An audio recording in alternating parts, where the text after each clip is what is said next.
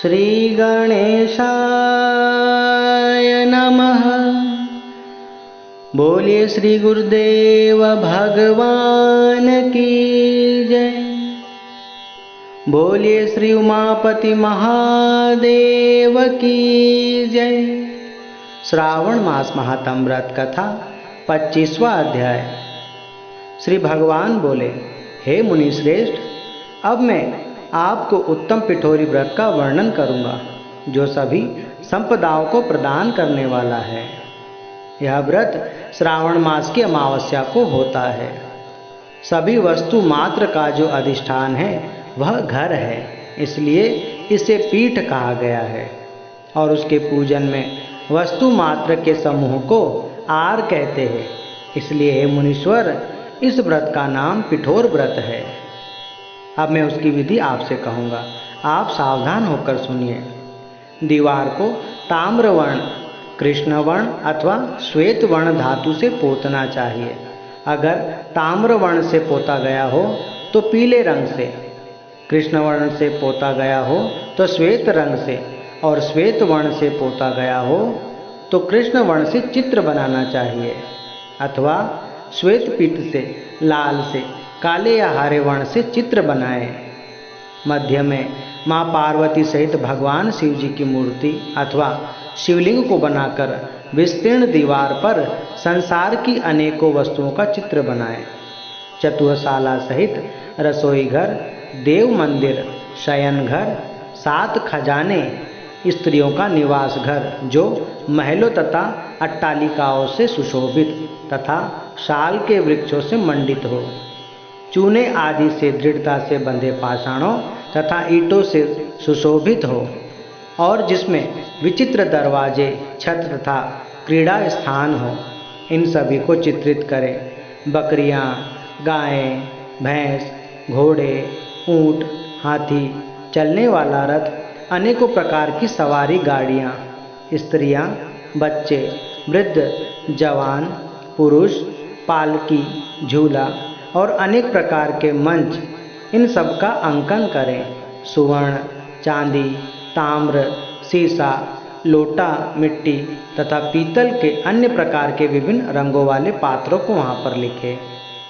शयन संबंधी जितने भी साधन हैं, जैसे चारपाई, पलंग, बिस्तर, तकिया आदि, बिल्ली, मैना, अन्य और भी शुभ पक्षी, पुरुषों तथा स्त्रियों के अनेकों प्रकार के आभूषण, बिछाने तथा ओढ़ने के जो वस्त्र है, यज्ञ के जितने भी पात्र होते हैं, मंथन के लिए 2 स्तंभ व 3 रस्सियाँ, दूध, मक्खन, दही, ताक, छाछ, घी, तेल, तिल, इन सभी को दीवार पर लिखे।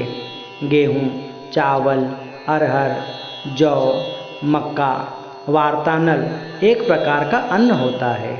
चना, मसूर, कुल्थी, मूंग, कांगनी, तिल, कोदो, कात्सी नामक अन्न, सावा, चावल, उड़द, ये सभी धान्य वर्ग भी अंकित करें।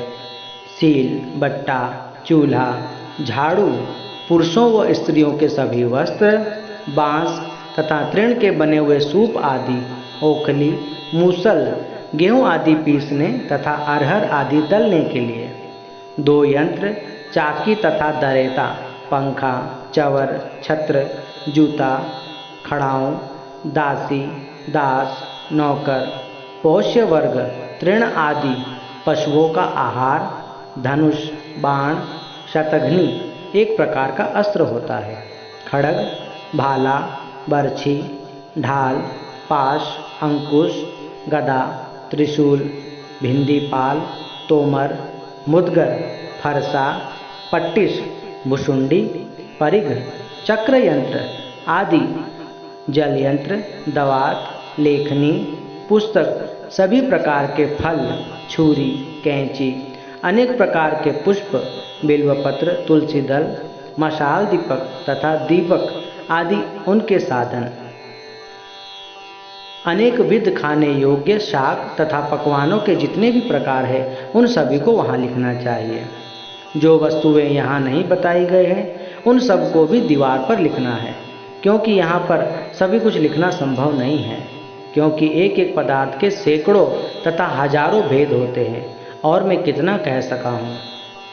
16 उपचारों से इन सभी का पूजन होना चाहिए। पूजन में अनेक प्रकार के गंध, द्रव्य, पुष्प, धूप तथा चंदन अर्पित करें। ब्राह्मणों, बालक तथा सौभाग्यवती स्त्रियों को भोजन कराएं। उसके बाद माँ पार्वती सहित भगवान शिव जी से प्रार्थना करें, हे प्रभु, हे दीन दयालु, मेरा यह व्रत संपूर्ण हो। हे सांब शिव, हे दया के सागर, हे गिरीश, हे चंद्रशेखर, इस व्रत से आप प्रसन्न होकर हमारे सभी मनोरथ पूर्ण करें। आपकी कृपा हम पर और हमारे परिवार पर सदा बनी रहे। आपके व्रत करने में हमसे जो भी कमियां रह गई हो, त्रुटियां हो गई हो, आप उसे क्षमा करें। इस प्रकार 5 वर्ष तक व्रत करने के बाद उद्यापन कर देना चाहिए। इसमें घृत तथा बिल्व पत्रों से भगवान शिव जी के मंत्र के द्वारा होम करना चाहिए। एक दिन अधिवासन करके सर्वप्रथम ग्रह होम करना चाहिए। आहुति की संख्या 1008 अथवा 108 होनी चाहिए। हे वत्स, उसके बाद आचार्य की पूजा करें और भयोसी दक्षिणा दे। इसके बाद व्यक्ति इष्ट बंधुजना तथा अपने सगे संबंधियों कुटुंबियों के साथ बैठकर प्रेम पूर्वक भोजन करें। ऐसा विधान किए जाने पर व्रत करने वाला मनुष्य सभी कामनाओं को प्राप्त कर लेता है। इस लोक में जो जो वस्तु है वह उस वस्तुओं को सरलता से प्राप्त कर लेता है, उसके लिए वह परम अभिष्ट हो जाती है। हे वत्स, मैंने आपसे इस उत्तम पिठोरी व्रत का वर्णन कर दिया है। इस व्रत के समान सभी मनोरथों तथा समृद्धियों को प्रदान करने वाला और शिव जी को जल्द प्रसन्न करने वाला और कोई व्रत नहीं है और न होगा। मनुष्य इस व्रत में दीवार पर जो जो वस्तु बनाता है वह उन वस्तुओं को निश्चित रूप से भगवान शिव जी की कृपा से प्राप्त कर लेता है। इसलिए अपनी श्रद्धा अनुसार इस व्रत को करने से मनुष्य सभी सुख प्राप्त करता है। श्रावण मास महात्म व्रत कथा 25वां अध्याय समाप्त।